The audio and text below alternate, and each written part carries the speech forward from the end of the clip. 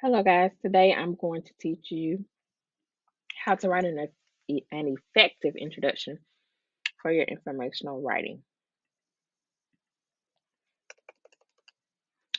All right, so the first thing I want to talk about are pointers or our must-haves. I'll label them as pointers as well. You need to have a sentence that hooks the reader, introduces the topic. Your introduction should introduce the topic clearly to the reader, does not give too much information to the reader, and it does not include language such as read to find out more about this or I'm going to tell you about. So we're going to construct one together. All right, so the first thing it says I need to have is a sentence that hooks the reader. All right, so let's say my topic is tsunamis. That's my topic. Now I need a sentence that's going to hook the reader. I don't want to say, do you know what a tsunami is?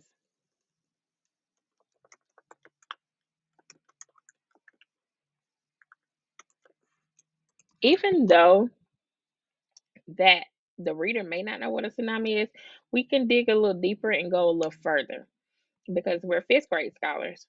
So, what I like to do is give a strong fact that maybe the reader didn't know, or maybe the reader did know, but a strong fact that's going to drive that's going to hook them immediately. They're going to want to know.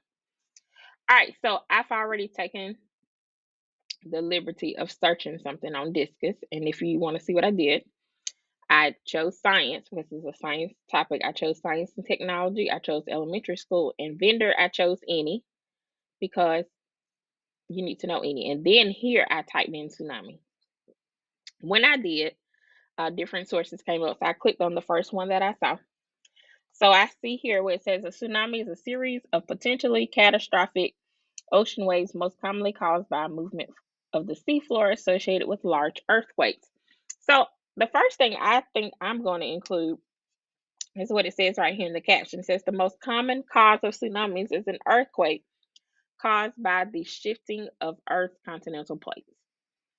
So I'm going to start my writing. First of all, I'm going to indent. I'm going to hit the tab key.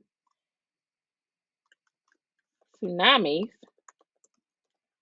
large waves, are commonly caused by earthquakes.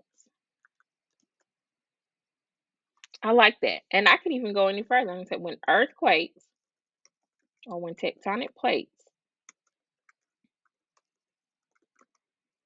are pushing towards each other, against each other, it can sometimes cause tsunamis to form. I've hooked the reader because most, even if a reader hasn't heard about a tsunami, they've certainly heard about an earthquake. So I'm going to highlight that. I've hooked the reader. Have I introduced the topic clearly to the reader? Yes. I don't. When I say clearly, that doesn't mean now if I continue and say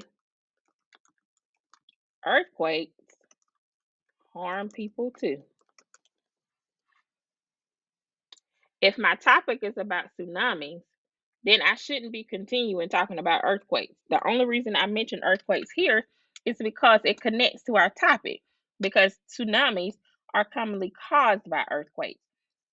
But if you start going off topic and start talking about earthquakes, then the reader is going to be confused and not know what your topic is or what your writing is going to be about. Even though your topic says tsunamis, if you venture off and start talking about earthquakes, and then they're not going to know where you're going to go with your writing, and that's not something you want. All right, so we introduced our topic clearly to the reader. It's pretty clear now that we're talking about tsunamis. Does not give too much information to the reader. I don't want you to say tsunamis are dangerous. Millions of people die every year. For example, in 2004, A tsunami hit Thailand and killed lots of people. That's giving the reader too much information too soon. You can use the tsunami that happened in Thailand further on in your writing. Perhaps if you're going to talk, if one of your subtopics are going to be of how dangerous tsunamis will be, or the fatalities of tsunamis, then you could talk about that then. So we don't want to give too much information. All right, so because I have 2 sentences here, I can wrap it up in about 2 more sentences, 1 or 2 more sentences. So I didn't give too much information to the reader because I just took that off because I didn't need all that. Now, does not include language such as read more to find. I do not want to see read more to find out about tsunamis. No, that's not what we're doing. We're doing some skillful writing. So maybe you want to say,